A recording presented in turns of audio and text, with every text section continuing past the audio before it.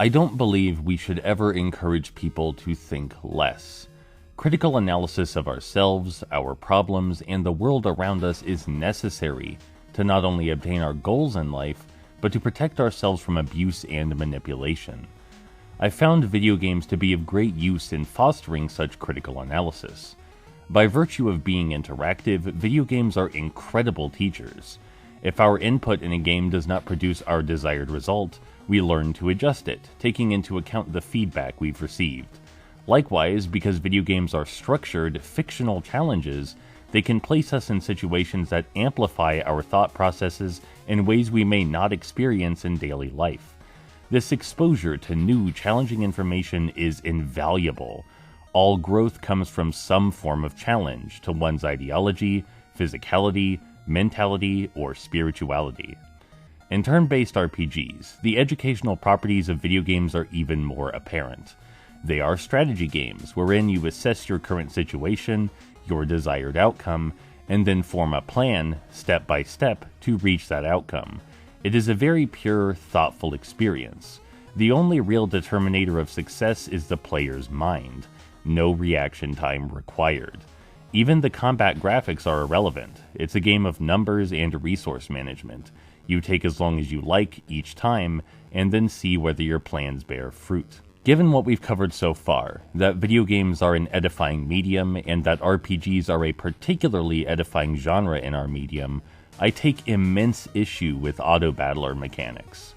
Auto-battle systems complete fights for you in RPGs by offloading strategic decisions to the AI, essentially allowing the game to play itself. Auto-battling, like recommendation algorithms, AI art, and many other unnecessary digital or mechanical aids, seek to lessen our mind's burden. But it's a burden we should not relinquish. Auto-battlers regularly, shamelessly advertise themselves as alternatives to thinking, even in games which are about the importance of thought. The game you're seeing on screen, Motto Anomalies, is a heavily philosophical cyberpunk RPG about the socioeconomic distress caused by late capitalism.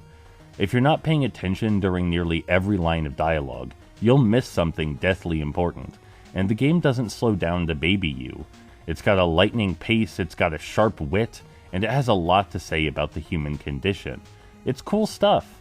But almost all of the actual game part, the combat, the puzzle-solving, decision-making, can be passed over. You can skip the card battle segments, you can turn on auto-battle during the fights, you can auto-equip your gear. Motto Anomalies, like many RPGs, suggests to you that thinking is a good idea, but stops short of forcing you to think. And I know why this is, yes, it's more profitable. It reaches a wider demographic of players if said players don't have to worry about being challenged. But Motto Anomalies is challenging art, and art should be challenging. It should be used to enlighten, inspire, and engage its audience. It should not be used to sedate them.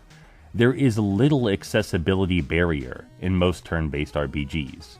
As long as you have a mind capable of forethought, eyesight, and an extremity to push one button at a time, you can play most of these successfully. I dearly enjoy Motto Anomalies, but it, like much modern art, is afraid to force its audience to critically analyze themselves and the art they consume. We should not be offering people any excuses to think less. Challenge is only a thing to fear if you likewise fear failure. But there is no reason to fear failure, for we learn the most from failure.